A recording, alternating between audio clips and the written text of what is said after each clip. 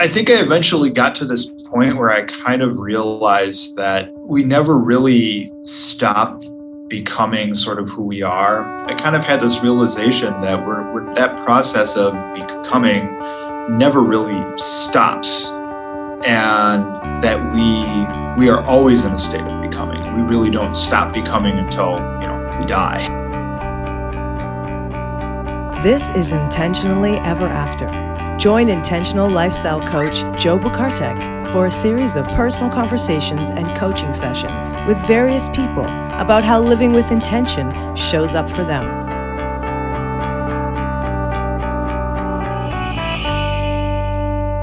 Greetings, everyone. Welcome to another episode of Intentionally Ever After. Today, I am very excited to chat with my dear friend, Mr. Jim Graettinger. Jim, welcome. Thanks, Joe. Yeah. Jim, will you kindly introduce yourself to folks? Sure. So, as Joe mentioned, my name is Jim Graettinger. Joe and I worked together, although never in the same office, although we tried. We worked in the same industry at the University of Wisconsin-Madison for a few years, and then Joe moved away. So that's how I know Joe. That's how we know each other. I continue to work at the University of Wisconsin-Madison, work as an academic advisor there, primarily working with first-year students. So a lot of experience in working with people trying to kind of figure their lives out, young adults mostly. Been doing that for about 8 years now. I also, in my mid-30s, am working on my PhD in history, which was a dream of mine since I was 20 or 21 years old, a dream that was denied for a long time, but I'm sure we'll talk about that later. And I study the intellectual history of modern Germany. And I have 3 children. Ages are 8, 5, and 3. And I don't know. I think that's kind of it. It's a good start. Yeah. Yes. Thanks for sharing. Jim, what does it mean to live intentionally? Living intentionally, this is something that I've kind of come into in the last couple years, and I really kind of credit COVID in a weird way. I think the lockdowns that happened, and with having 3 young children all in the house and doing for a while working from home and doing school from home and doing all that kind of stuff, like it kind of forced me to confront the way I was living my life up to that point a little bit. And, I think, and anyone out there who's a parent can probably relate to, you sort of reach some of those moments where you just kind of simply try to survive. And I kind of feel like I was doing that for a long time, ever since I had, my first child was born. It was just kind of like, well, just do what you got to do to get to the next day, and then do what you got to do to get to the day after that. And sometimes that happens, and sometimes that's okay.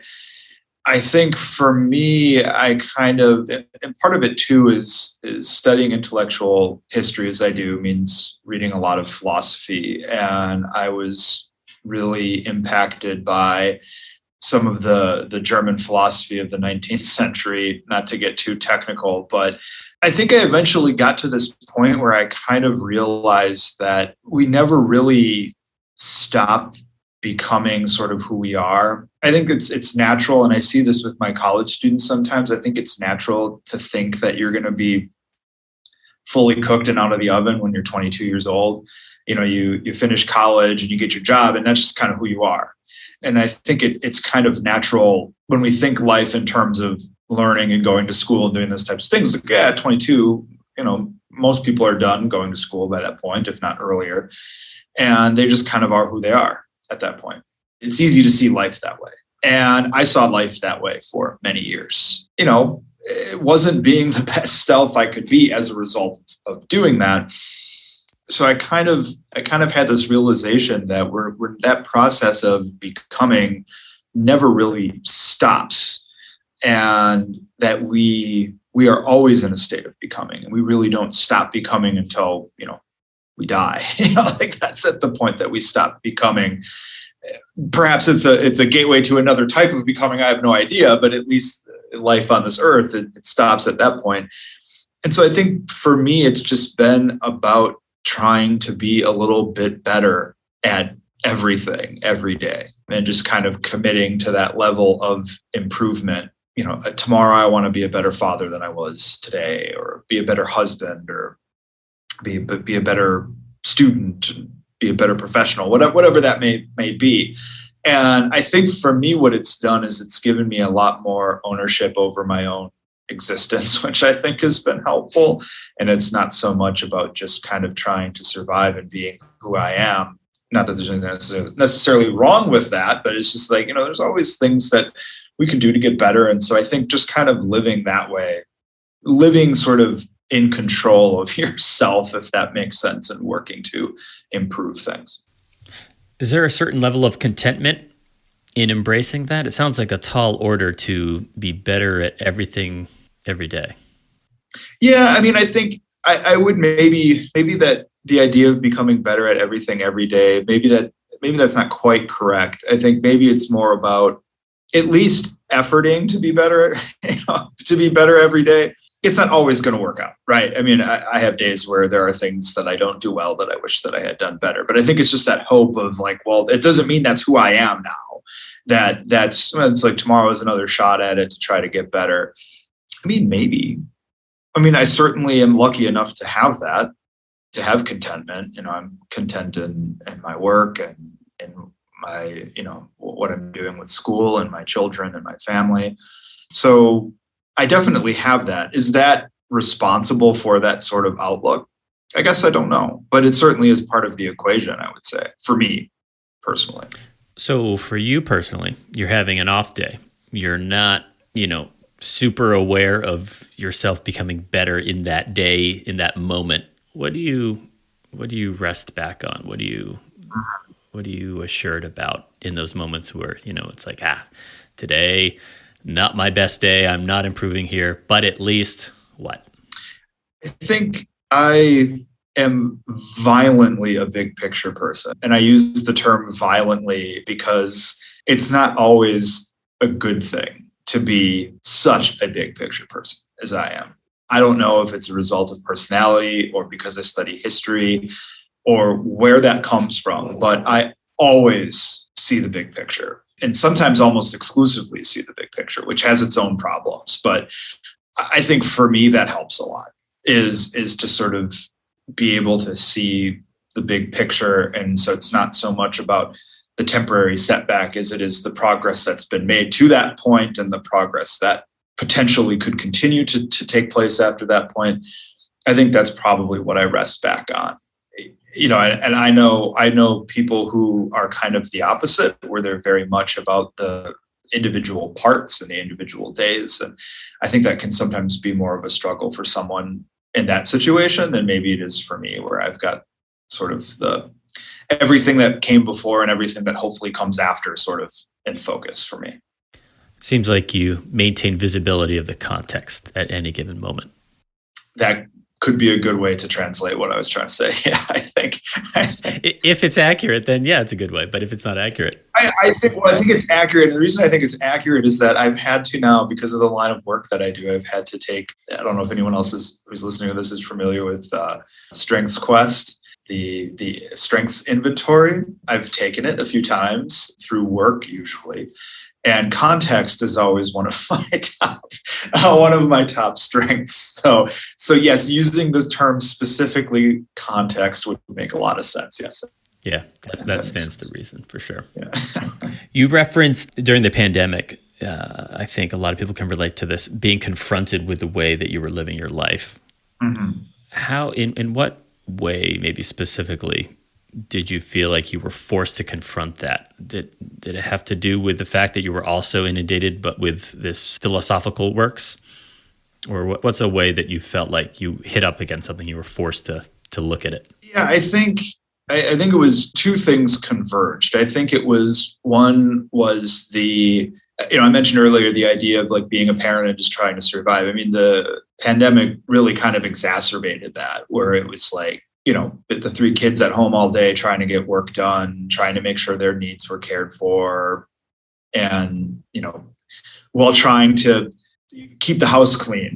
Like, and I fully recognize, and my wife and I tried to remind ourselves of this all the time. Like, we had the ability to work from home. We had the ability to care for our children. Like, we definitely did not have a pandemic experience that could be considered a terrible one, right? So, like, I think it's important to point that out, is that, we got very lucky. The worst thing that happened to us in the pandemic was that we were locked in our, we were in our house with our kids, right? So, I mean, right. There's that context again. It could have definitely been, yes, and there's a context, but it could have definitely been a lot worse. So I fully acknowledge that. And we reminded ourselves of that a lot. But I think, it got to the point where I think it was just trying to make sense of sort of this new way that we were living our lives for, the better part of a year that we were kind of in that situation. And I think it was just kind of like, where do we go from here? We've done months now of just trying to kind of, just get to the next day. And then it got to the point where it's like, all right, well, this isn't good enough. I've got to think about something, how to sort of live better in sort of this moment. And that happened at the same time I'm reading sort of the, Friedrich Nietzsche and some of these like German philosophers that sort of spoke to me in that moment. And, Nietzsche, one of Nietzsche's sort of famous quotations, it's been translated into English in a lot of different ways, but it basically comes down to the one who has a why to live can abide anyhow, or it can abide just about anyhow. And I've always found that quotation to be really profound, because it certainly encapsulates a lot of what Nietzsche believed as a philosopher. But, the idea that if you have a why, then it makes it a lot easier to deal with the how, because you can't always control the how, but you can control the why. And I think a lot of it for me was to try to take hold of that why. And I think that's where a lot of this came out of. Something like the pandemic, I think kind of put that into stark relief that, you can't really control the how. Like the how sometimes is just sort of out of your scope of control, but you can control the why to a certain extent. And I think maybe that's a lot of what drove it. Yeah, thanks for sharing. So you're knee deep in philosophy, but you have a partner that likely didn't have all this context that you had, or different ways of articulating these ideas and feelings. If you don't mind sharing, I feel like this is wildly relatable. If you are, how did that interaction go? I mean, probably, it's kind of one of those things where I feel like it went about as well as it could, but to say that it was always perfect when things were kind of strained. And to give her a lot of credit, I mean, she also was putting up with me being a student, and being in class and, with my nose in a book in the evenings, or, working on my writing. So to her credit, I mean, she definitely had to deal with like me also doing those things. And that's kind of gets to the idea. I'm sure you probably see it a lot in the work that you do, is that, when you set your sights on something, or you set out to accomplish something, like you rely on the support of everybody around you. And she certainly has stepped up in a big way in that regard. But yeah, I think, we had a lot of really, deep conversations at times about what are we doing? Like what is this all for? Because it was, I mentioned this to you when we talked a few weeks ago, but I always tell people who are new parents that the hardest thing about being a parent is that you never feel like you're doing a good job. And, I shouldn't say never, but it oftentimes is hard to feel like you're doing the right thing as a parent. But somehow your kids just still end up turning out great anyway. And you're like, who did this? Like, we get complimented. Our daughter's 8 now, and she's in second grade, and she's our oldest, and get compliments from her teachers and stuff about how good of a kid she is. And you kind of have that moment of like, wow, were we responsible for that? Or like, how did that happen? But I think it was sort of easy to feel like at times, and during, the COVID and stuff, that, it's like, you got work to do. So you turn the TV on, right? You turn the TV on for the kids, like, hey, here's cartoons. I got to go do this thing. And you do that for a while and you just sort of think like, this isn't good for them. Like I got to find a way to sort of, to get them engaged with something or to get them to do something, especially at, when we go back to spring of 2020. And, even at that point, getting together with other neighborhood kids really wasn't much of a thing. Like, most people were kind of doing their own thing at that point. Eventually, by the time we got to the summer, I think summer of 20, I think everybody was kind of stir crazy enough that we started, doing things at the park and, that type of thing. So it started to, we got them out with other kids, which I think was important. But, it was easy at times to feel like we weren't doing a good job of parenting. And it was easy to sort of fall back on. It's like, well, what else are you going to do? And so there were some conversations about that, about sort of like, well, is there something we could do? And what could we do to improve the situation for them? And on one point, I'm glad that they're young as they are or were during the point that it was the heaviest, because, probably only our oldest will remember anything about it. Maybe our 5-year-old will, but certainly not our youngest.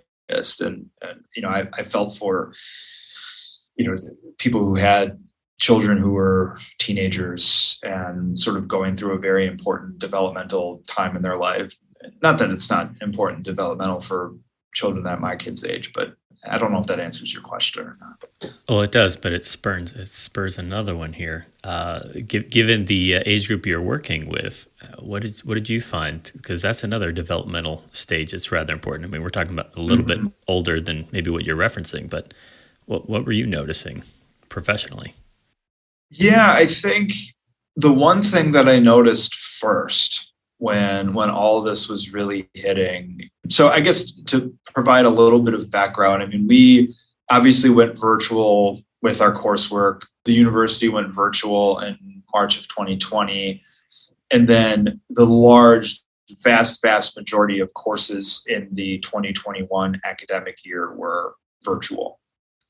And then this fall, starting this fall of 21, the vast majority of our courses are in person. So we've sort of gone from this, everything up until March 2020 was in person. We don't have a very large online course offering traditionally here.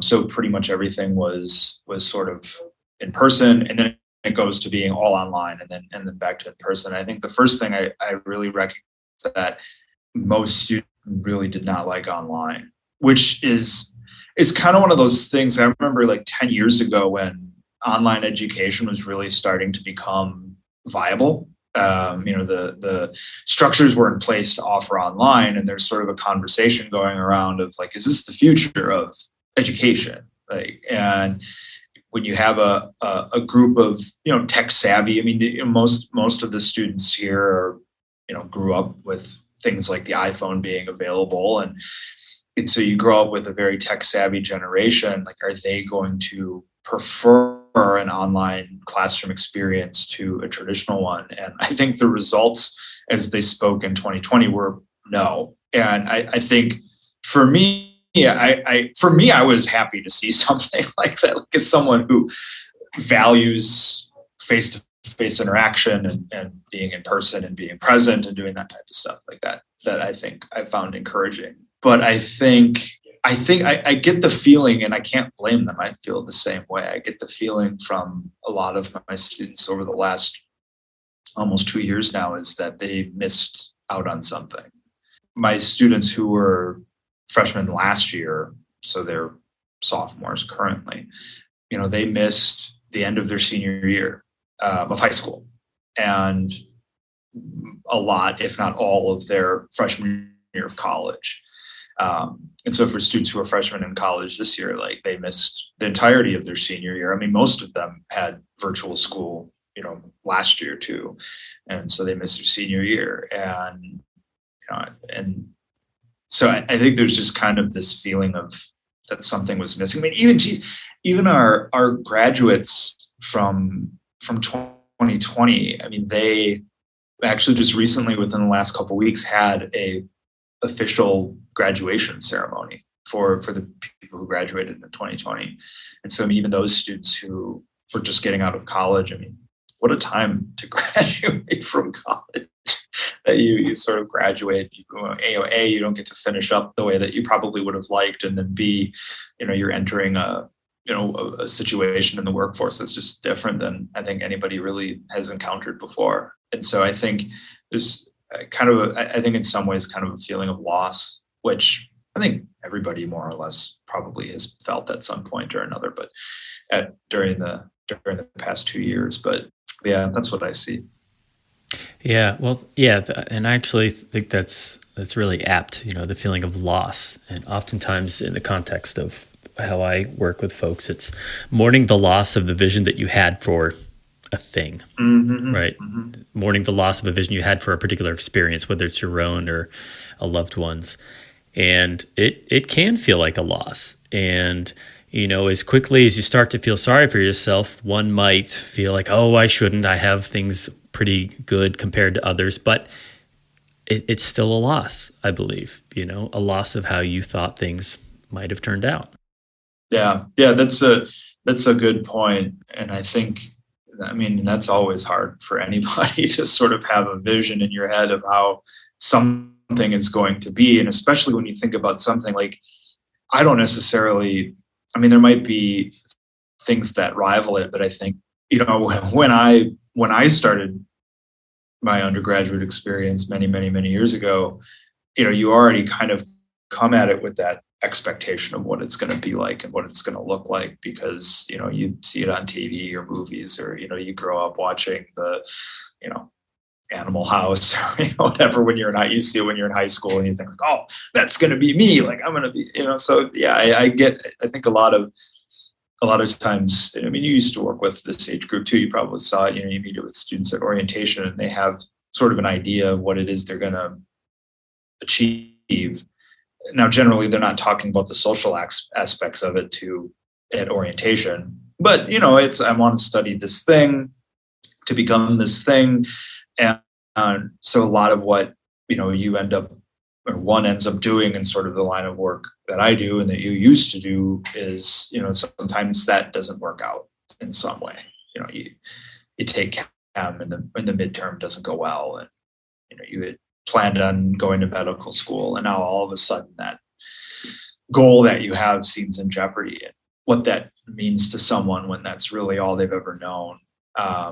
And that they've foreclosed so much on that plan that the ability to see anything outside of that circle they've drawn is hard. So, it's definitely something that in this line of work, one sees a lot anyway, but yeah, now it had a lot of it in the last 2 years. Yeah. And just to let you know, I deal with that still very much, that sure it's just not exclusively in an academic setting anymore. Yeah. Yeah. So whether this is specific to the pandemic or not, what is one change in habit that has had an exponential payoff? I think, I kind of fall back a little bit on my answer before of sort of the habit of just trying to take things into my own control again. I should say again, because it's always been there, but I think just recognizing sort of the ability that I have to make things happen that I want to see happen. I credit that with a lot of things. It really goes back to, this is years ago. When I was an undergrad, I really wanted to go to grad school in history. It was my undergraduate major. I loved it a lot. And I really wanted to go to graduate school. And during my senior year, I had a conversation with the professor. So I didn't start out college as a history major. I started out majoring in something else. And I took my first history class and I fell in love. And it was almost a love at first sight sort of thing, where I sat in that class and was like, yeah, this is the thing that I am going to do for the rest of my life. I had a conversation with that professor in my senior year and said like, hey, I want to go to graduate school. And this was in 2008. And, the job market for historians, not that it's ever been great, but it certainly wasn't good. And it hasn't been good since. And by the end of that conversation, I didn't want to do it anymore. At least I thought I didn't want to do it anymore. It sounded very daunting. It's like, well, go to school for 8 years, no guarantee of a job, I had just gotten engaged to my wife at that point. It was a lot to present to a 22-year-old that this is a sign on the dotted line for something like this. And so I went away from it, and I went in a different direction and ended up working in higher ed, which I still do. And I kind of had always thought that I had lost that. I always really regretted not doing it. I thought, God, I should have still done it anyway. And I'd really regretted not doing it. And I was about to go on paternity leave with my second child. I think I was 30 at that point. And, I kind of was, you hit a marker like, a 30, a 40, you kind of get to the point where you kind of start reflecting on the things you've accomplished sort of to that point. And so I was kind of like, when I was coming up on 30, I was like, I never did this thing. Like I probably would have been done by now if I had just started right away. And I had thought a lot about how I didn't go back for history. And so I was out, we went out after work to sort of celebrate my last day I was going to be gone for about a month. And one of my coworkers had a couple of glasses of wine, and something came up where I said something about history, or I quoted something or whatever, and she just started yelling at me about like, you love this thing, and you complain about how you didn't go back and do it, but you still can, and you're not that old. And she really started kind of laying into me a little bit about kind of a quit complaining type thing and like do something about it was kind of more or less her message. And I sort of had the next month of being at home with the newborn to kind of really take that into consideration. And you know what, you're right. It doesn't really make sense to sit here and complain about something that I could potentially remedy. And so it was at that point that I made the plan to go back to school and started applying to programs and doing that type of stuff. And so I think it all kind of started there, but the habit being the idea of kind of still holding the sort of wind sails, so to speak, of life that it does, the wind at some point does kind of propel you along, but you still have the ability, so much as you can, to sort of steer those sails in a particular direction that you may want to head. And so I think I don't necessarily know how I would frame that as a habit. It's more of a framing device or an outlook than it is a habit per se. But I think it's definitely been something that has made a big difference in the last. That conversation was 6 years ago now, and it definitely has made a difference in the last 6 years of my life. What do you do to remind yourself either of that conversation, or what comes up to keep it maybe in the habit category, in that it's something that comes up for you to remind you to keep a hold of those sails? I don't know that this is going to be a good answer to that question, but I'm very fond of, there was a, actually, have you read Letters to a Young Poet yet? I know you received your copy. Did you read it? I have acquired it. I have gotten through the intro, so not enough to respond to anything you're about to say. Okay, that's fine. There's an author who's an Austro-German poet named Rainer Rilke, Rilke, and he wrote us a series of, without getting into much detail, he wrote a series of letters to another aspiring young poet. And this individual hung on to these letters and published them in 1929, I believe. And so the book is aptly titled Letters to a Young Poet. And these are letters written by Rilke to this other person. And there's a part where Rilke writes, "Be patient towards all that is unresolved in your heart, and try to love the questions themselves, like locked rooms and like books that are now written in a very foreign tongue. Do not now seek the answers which cannot be given to you, because you would not be able to live them. What matters is to live in everything, live in the questions for now, and perhaps you will gradually, without noticing it, live along some distant day into the answer." And I think, to me, that quote, in addition to the Nietzsche quote that I quoted earlier, that quote has always meant a lot, because I feel like and it's kind of the attitude I take towards school now, and coming up on some important milestones with school and stuff like that, and people asking, well, what are you gonna, when you're done, what are you gonna do? It's like, I don't know. Like, I have some goals, I have some things I'd like to do, but it's kind of more, I'm just kind of living in that question right now, and just with the with the belief that I will someday live into some sort of answer, whatever that answer may be. And so I think that has meant a lot in terms of the idea of keeping control of the sale, is just kind of, remembering that sometimes you kind of have to go forward without something very specific in your mind, but you just kind of allow yourself to kind of stumble into something. And so I think having that mindset has been helpful in that regard. Yeah, it certainly sounds freeing, right? Like you're giving up expectation, or you're giving up knowing that you're going to have the response or the exact reaction that, come what may. Yeah. Or my favorite quote of feeling the fear and doing it anyway. Just go. And again, I think it goes back to that sort of big picture thing. Like, I don't know if just because of the way that I am, that I'm able to sort of do that, because I definitely know there are people who probably couldn't, who have their minds very much on the sort of individual victories and defeats. And it would probably be hard to say, like, whatever, like, it's just someday something will happen. And yeah, that's not easy to do.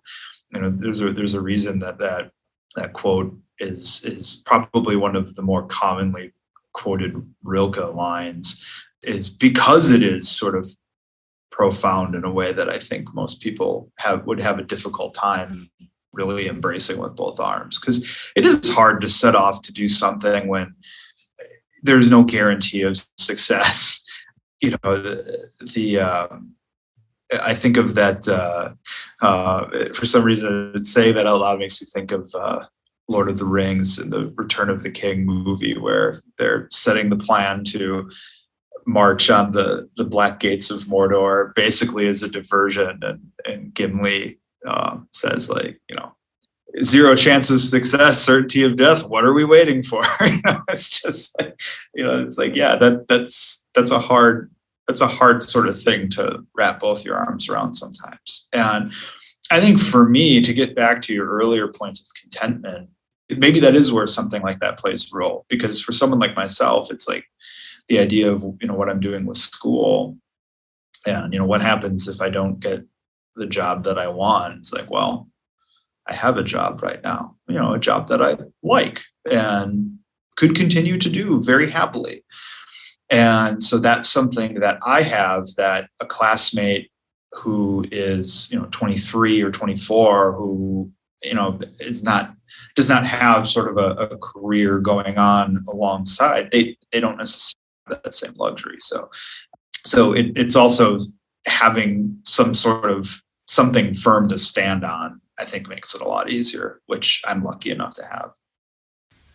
What have you said no to that has made a significant impact in your life? I think I was raised in a family very duty bound. My dad especially, I credit a lot of sort of my sense of duty and responsibility. I credit a lot to him. And he was always a big believer. I shouldn't say it was. He's still alive. He still is. But he's always been a big believer in. And I can remember him saying this several times to me as when I was growing up, of, you want to be the person to do the thing when no one else wants to do it. So, if somebody needs something to be done, you want to be the person to sort of say, I'll do it. And as a way to just, be a good teammate, to be a good, to be someone people know that they can rely on, and that's important. And that's important to him, and it's been important to me. And so I think I approach work very much that way, and just life in general. Someone asks, like, can you do X? Yes. And it could be as simple as, can you help me move? Can you help me, do X, Y, Z?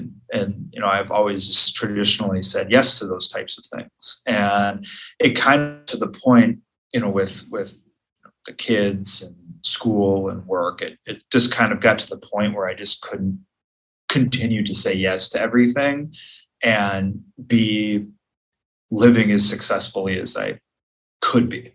And so eventually it got to the point where I had to start saying no to certain things. So, looking for someone to serve on this certain committee at work. And I just would not necessarily say no, but just not volunteer, and sort of the sort of trying to do a little bit better job of sort of protecting myself in some way. And I think that's made a big difference. I think to not always take on everything, but that doesn't necessarily mean completely cutting myself off from the outside world, but just intentionally managing that a little bit better with sort of the understanding of all the demands on my effort that I have, and just trying to make sure that I'm curating that responsibly. And so that goes for things in school, as far as like, present at this conference, do this type of thing. Like there's just certain things that I was like, I just can't. I would love to, but probably shouldn't. So I think learning a little bit more to be a good, and when you use the term curator again, to be a good curator of my own time and effort. And so that involves sometimes saying no. And I think that's made a difference, because I don't know that I could have gone on with this, taking on everything in, forever. That would have been difficult. Yeah. Well, it sounds like you took your dad's foundational value and you just added a layer of discernment for you to be a curator of it. Yes. Yeah. That's a good way of putting it. Who is someone you admire, and what do you admire about them? I grew up, sort of this came out when I was in high school, but I don't know if you're familiar with Band of Brothers, either the book or the HBO miniseries. But I, as a young person, always I can't use the term character because he was an actual person, but the Dick Winters individual in Band of Brothers. He also wrote his own memoir called Beyond Band of Brothers, which is worth a read for anyone who's a fan of the miniseries or the Ambrose book. I think it kind of gives some background into that. And he talks a lot, or writes a lot in the book, about being a leader and what it means to be a leader. And I've always really looked up to him when I was a young man. And my first exposure to him was through the series. And he was just someone in that series that I just really wanted to be more like. And, I think there's a reason that, I guess it's about 10 years ago, they made a statue near France. They wanted to have a statue to commemorate all of the junior officers that were a part of the D-Day invasion. So, of lieutenant or captain rank, they were going to make a statue to these, platoon and company commanders. And they chose as their model for the statue Dick Winters. And that statue now stands in France. And they decided, I think he passed away shortly after this happened, but when they were going to dedicate the statue to him, he was really big on, he didn't want his name huge in first. He wanted it like in the text, and that it was a statue of him, but he didn't want it to be about him. And I always, he has a lot of really interesting. So my first exposure to him was through the miniseries, and it was also at a time where I kind of started coaching athletics, coaching football, and there's a big difference between leading men into combat and coaching football. But the ideas of what it means to be a leader and to lead people, I mean, that cuts across all sort of situational boundaries. And I took a lot from his example into my own practice of coaching football when I was doing that. And then just sort of life in general and being a leader in whatever way you are.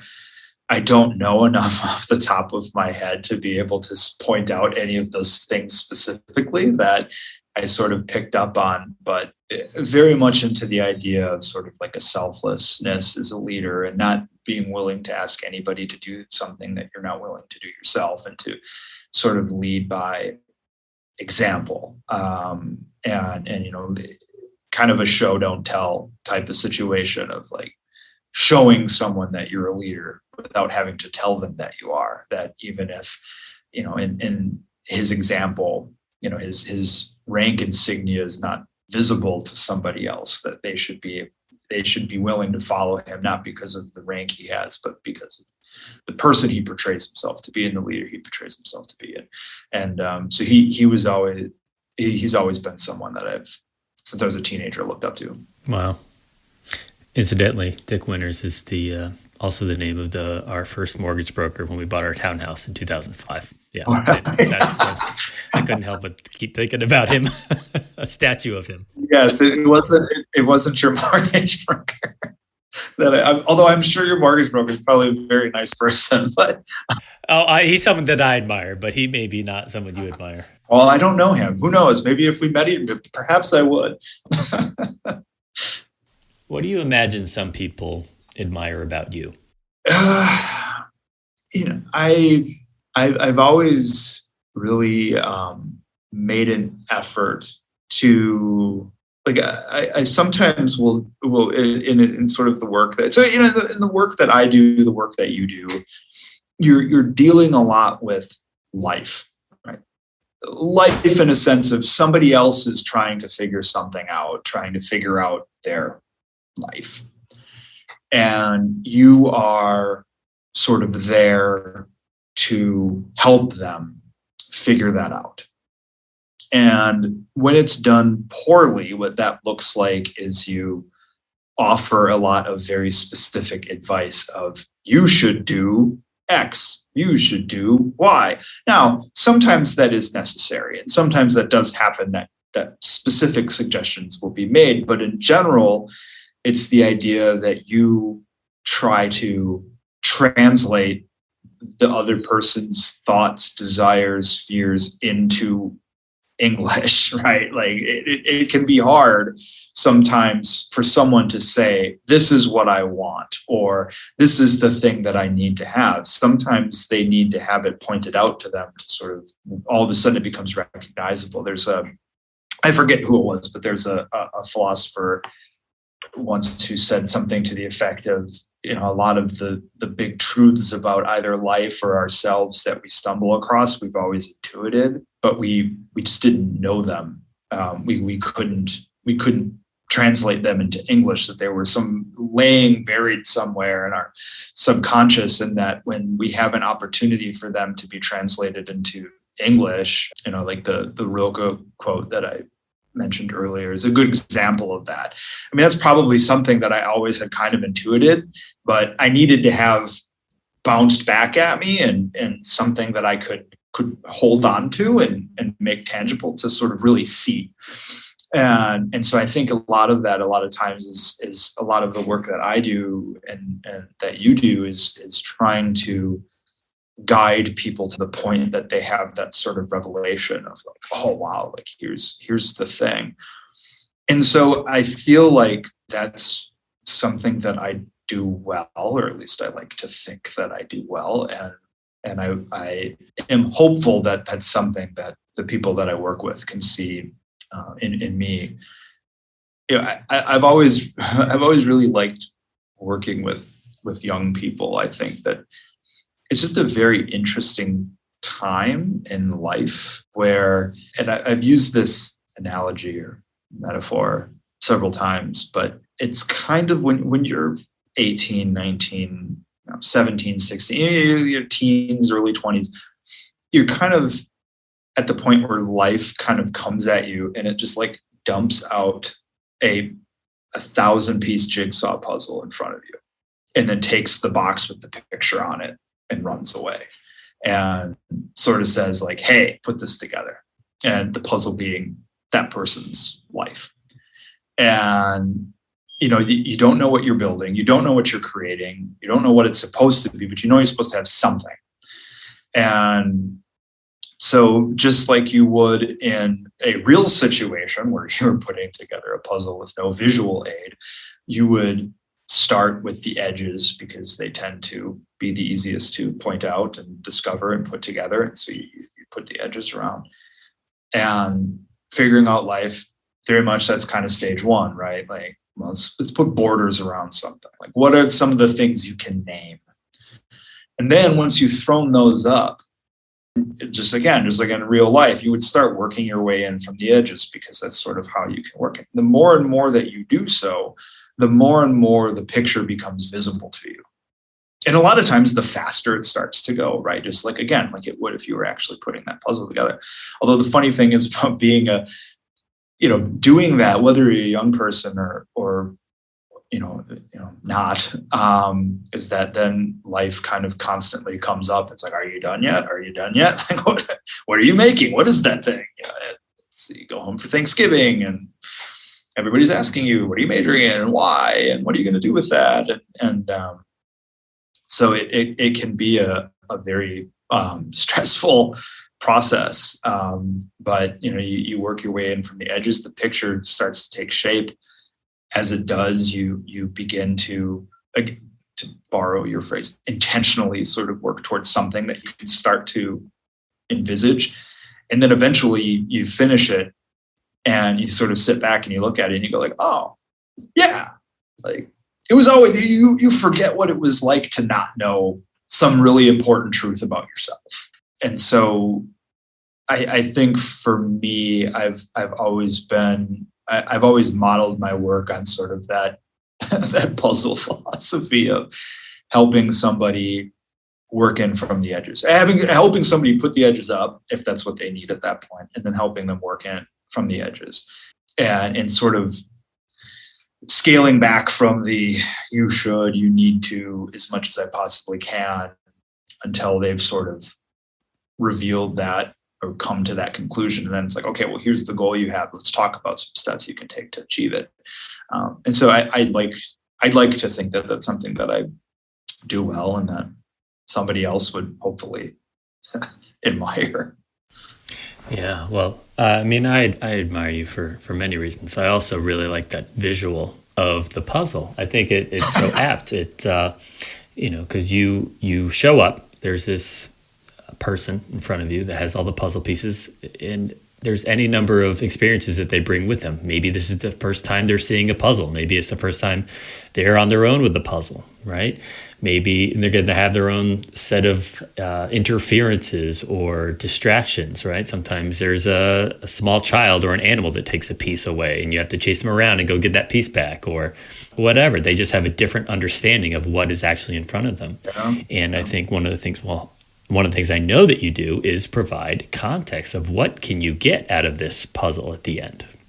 What possibilities might exist for a person. And I think that's a big gift that you provide people, and the lack of judgment around it. Well, and the idea that it's a process. You're engaging in a process, and to expect something that's a process not to come out fully formed right away.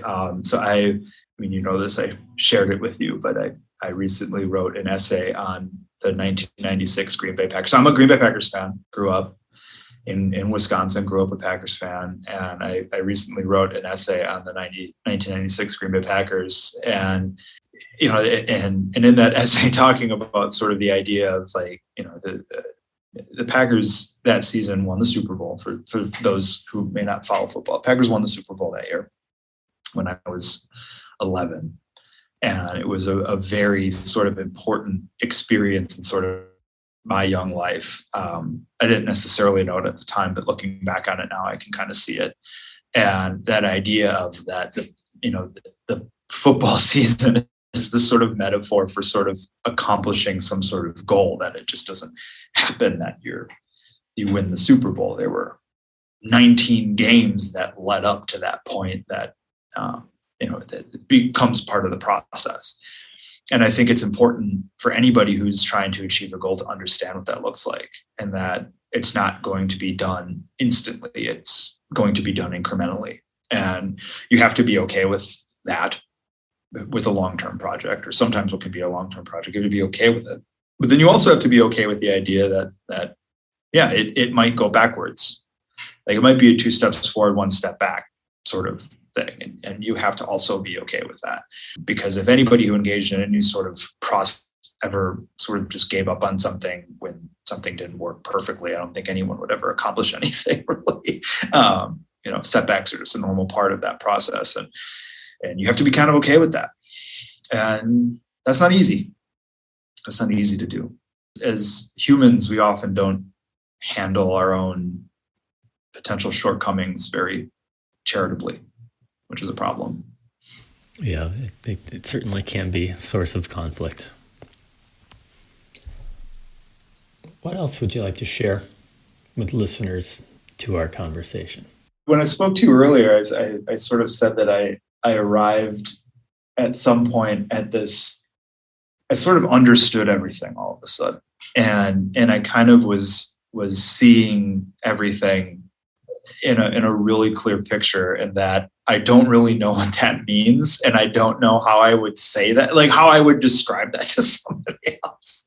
And that if I ever do get to that point, I'll be sure to share it. But it's like one of those things where there was just some sort of clarity that was achieved. And I don't really know how or why or when or how that happened, but it sort of things kind of came together and just really started to kind of make sense. I think part of it is kind of some of the things we've talked about. It's really just kind of grabbing hold of the process. And because the process is going to happen whether or not you participate, right? And to go back to the idea of like windsurfing on a windy day, like the wind is going to blow you somewhere, whether you want it to or not. And it's the idea that whether or not you can harness the sails to at least influence the direction in hopefully a more desirable way, that you sort of owe it to yourself to do that. And I think that has really had a big impact on making me a lot happier in the last, a lot more sort of at peace with the world around me in the last couple of years, is that I've really realized that I can grab onto that sail and manipulate it. And again, it's not always going to be perfect. It's not always going to work out the way that I want it to, but just that I have that ability to do that. I see that a lot in people where they don't recognize that. And it can get easy to sort of feel like I'm just getting blown along and these things are happening that I don't like, and to feel like you don't have any control over it. And sometimes that's true. Like sometimes there are things that happen, but what you can control is which way you steer it and what context you give it. What is that why to the how? Because again, the how is going to happen sometimes whether you like it to or not, but you can control the why. And the why is sort of the way that you frame it's sort of the way that you frame everything that's happening into some sort of longer term process. So that's the closest I can kind of come to describing what I'm talking about.